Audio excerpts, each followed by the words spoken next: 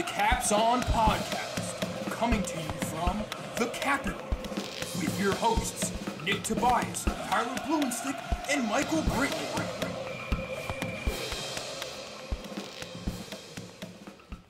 Welcome back to the Caps On Podcast. We're here on a Saturday. We have a special college football preview, playoff preview for you guys. We'll jump right into it with Ohio State versus Clemson. This is probably the better of the two games. I think you guys should be excited for this one, yeah? Yeah, absolutely. No, without a doubt.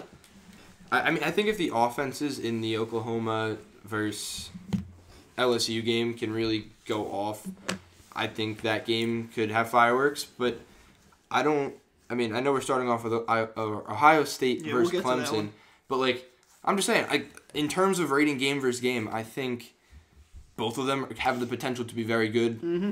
Ohio State, Clemson has They're good gambling games. Yeah, it's got a better chance to be a better game. So, right. Yeah. They're good gambling games, and that's what we do here. What is it, -2, the spread? Yep, the spread opens up this one at -2. Well, it's got pushed up to 2.5. Clemson -2. It's 2.5? I don't know. I saw it earlier today, 2.5. Clemson is favored to win this one. A pretty decent sized injury report for Ohio State. Their quarterback Justin Fields is questionable. He's probable. He's expected to play, but in a quote the other day, he said, "quote My knee's probably not what I like it to be right now, but I think with treatment every day and just resting it every day, AKA hopefully not practicing, it will be better by the game." And he also went on to say he's not 100%. He thinks he's closer to 80 or 85%. That doesn't necessarily make me nervous. I don't think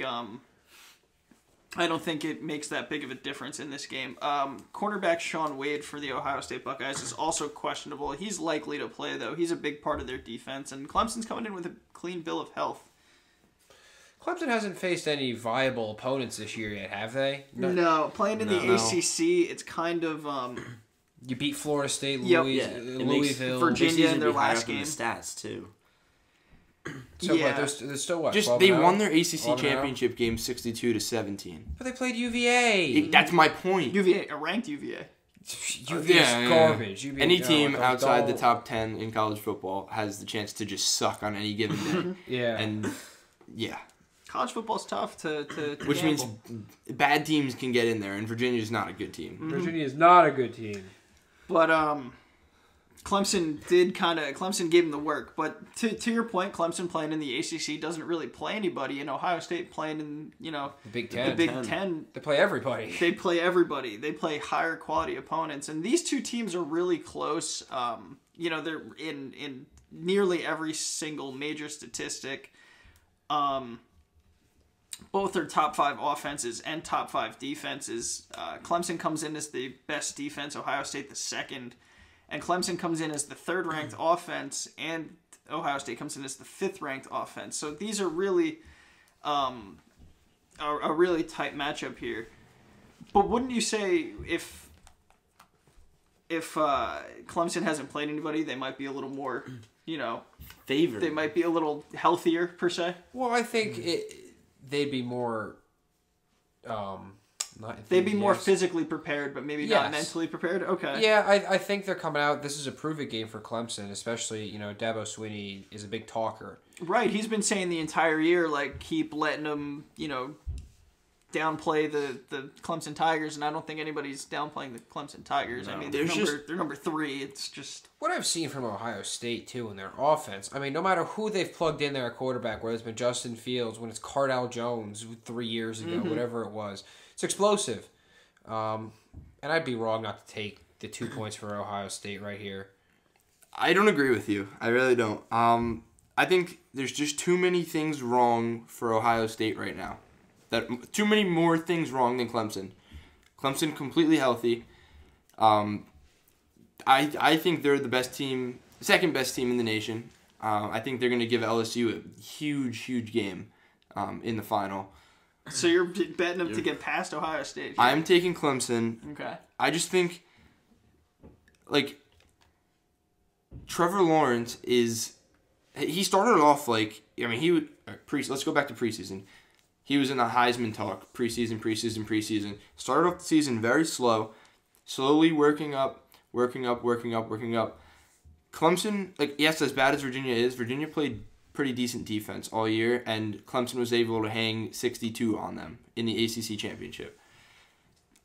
I don't think Ohio State saw a team in the Big Ten as good as Clemson all year.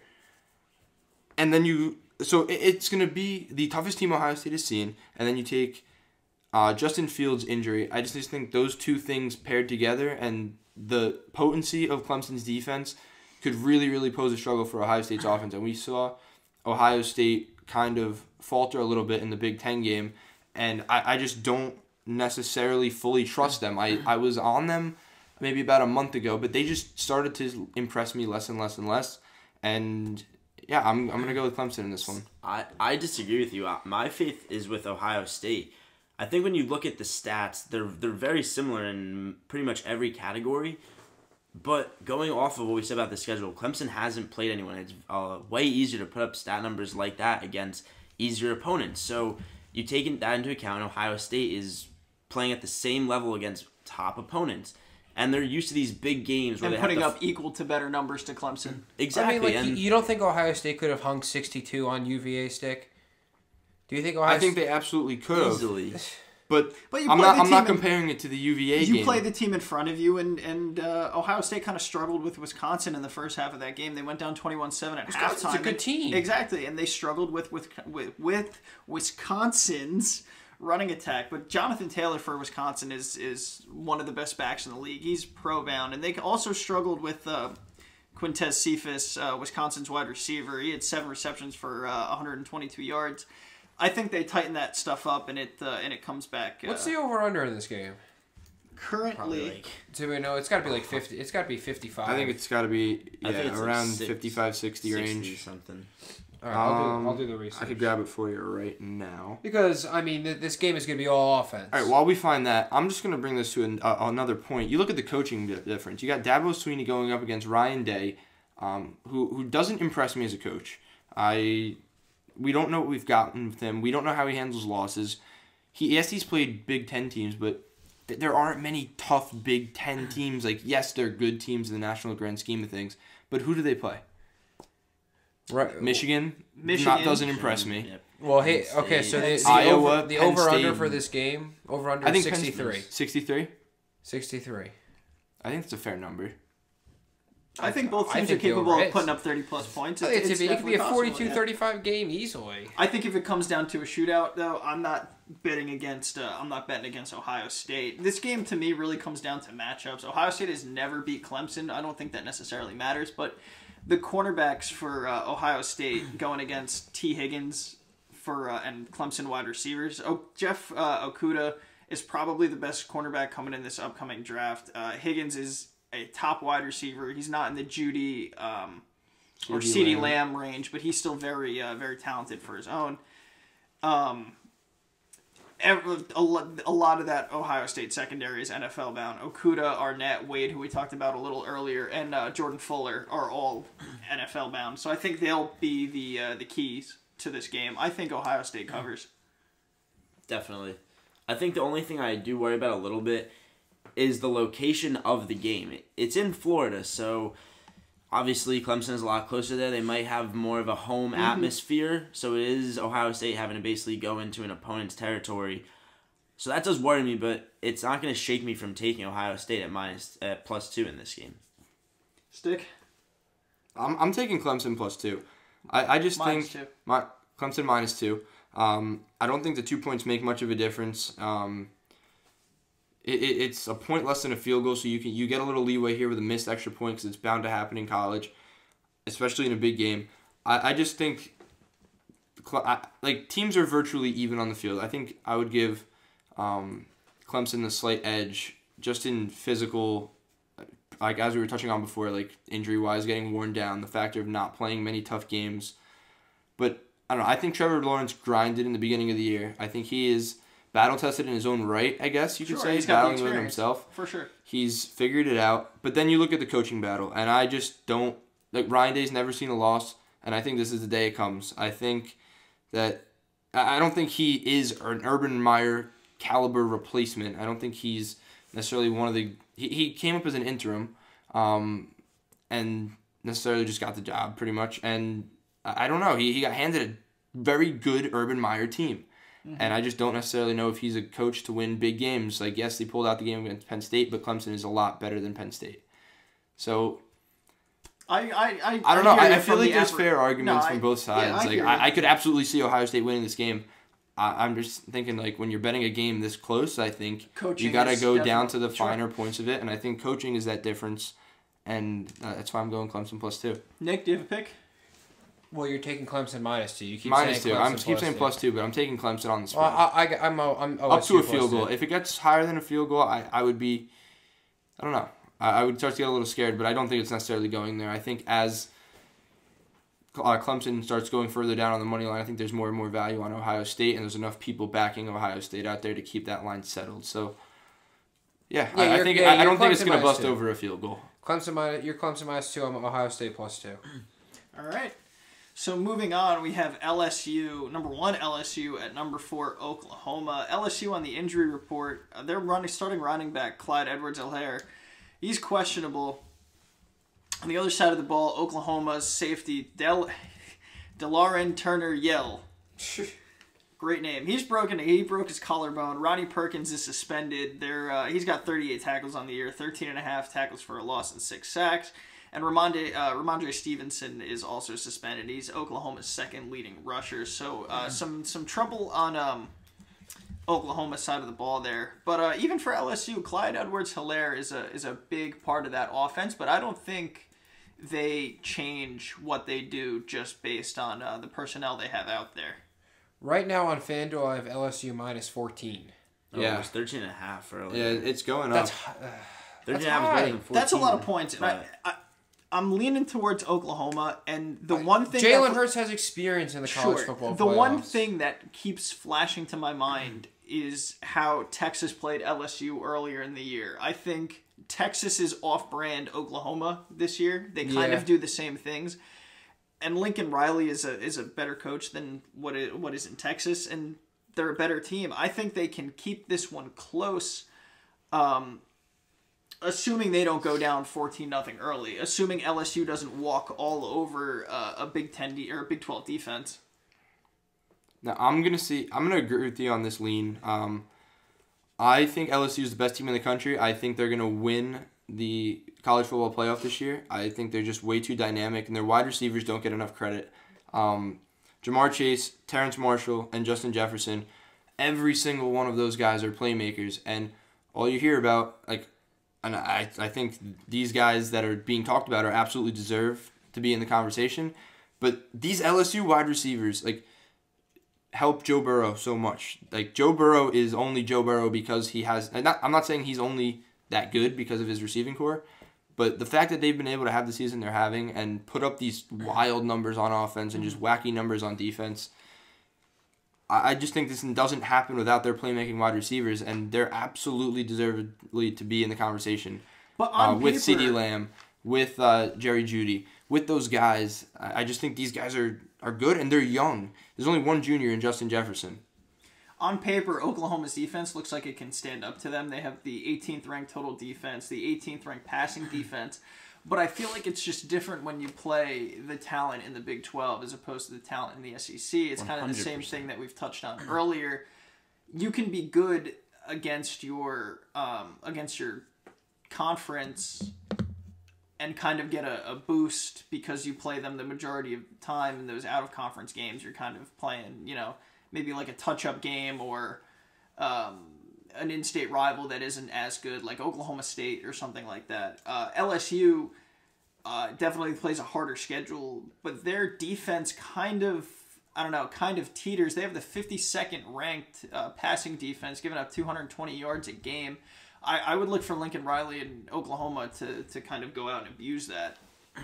See, going off the schedule thing, I totally agree with you. And like you said, when you look at it, yes, they both beat ranked opponents, and yes, they're both decent teams, but like you said, you're going against these Big 12 teams, and you're not going to be able to compete with the SEC ranked teams that LSU is going in and beating, and that's why I think that yes, LSU is going to just throw all over the Oklahoma defense, And then Oklahoma is used to, okay, normal, like, we'll come back, we'll throw some deep balls, touchdowns, and that's not going to be the case against 14 to this. me seems like a backdoor cover, though. Like, that doesn't... Do you?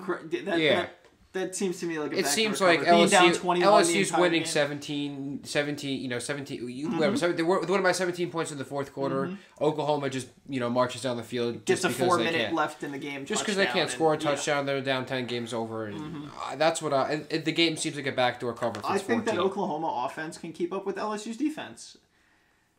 And to me, that game will keep it close. I don't think it'll look close, but I think from a 14-point spread perspective, I think it will definitely stay within that range. I don't know. I'm not taking LSU minus 14. I'm definitely on the Oklahoma side of this, but I think I don't know. Like I would not be surprised if LSU covers this number, but I just think it's stupid not to take 2 touchdowns in a college football playoff game. I just think that's absolutely insane. LSU tends to play the game of their opponent. You look back. Against Alabama, they gave up 41 points. They were able to stay in that game, make enough plays to eke that one out in a shootout. And then you look prior to that, they played Auburn to a 23-20 game. They play with their opponents. So I think if Oklahoma can come out, and I can absolutely see Oklahoma driving down the field, scoring that first touchdown. I can play it in my head right now. I just think this game is going to be dictated by Oklahoma State for whatever. Not by Oklahoma State, by Oklahoma. I don't know. I just have a weird feeling that Oklahoma's going to be able to put something up on the LSU defense. Like Texas put up 38 points. It was a 45-38 week 2 win for LSU on the road in Texas. A very impressive win, and obviously Texas didn't turn out to be what everybody kind of expected them to be, but they were projected to be a pretty decent team, so that goes to the credit of some dude's talent on that or some guy's talent on that roster. I think Oklahoma can put up points, and LSU's defense has been kind of susceptible to the big plays. I'm going Oklahoma plus 14 here. Yeah. What are you thinking, Mike? I'm very torn on this. I just think it's a hefty number. Here's the thing. I was more leaning LSU when it was 13.5. I know it's half a point, but I very well could see LSU winning this game by 2 touchdowns. Now with the 14, I'm not going to bet that with the anticipation of a push. So I'm going to have to go with Oklahoma at plus 14. Mm-hmm. You're betting the number. You're not betting the team. I think LSU is going to win this game, but I think that from a spread perspective, where you have the odds at least, that it's going to be Oklahoma at plus 14. That was a squad agreement on Oklahoma plus All right. 14. Damn. Thank you. Oh, that was pretty easy. It's going to be good games. What time are the games? We know what time? Saturday, I believe, at 4:25, and I think the other one's at 8 o'clock. I think it's 4 and 8. I gotta look it up to check, but thanks for listening. This has been the college football playoff preview. Hopefully, we'll see you for the next round. What's going on, Caps On fans? You got Anthony and Mike here. How we doing? Mike, I'm going to tell you about our buddies over at Strikeout Beer. You can find them at Strikeout Beer on Instagram. They talk about pop culture. They talk about fantasy sports. And my favorite of all, they talk about beer. They review beer from all over. They are truly one of the best in the industry at reviewing beers. Sounds perfect, honestly. So I know what beer to get for this upcoming college football playoffs. Yeah, man. I'm sure they'll have you set. Awesome.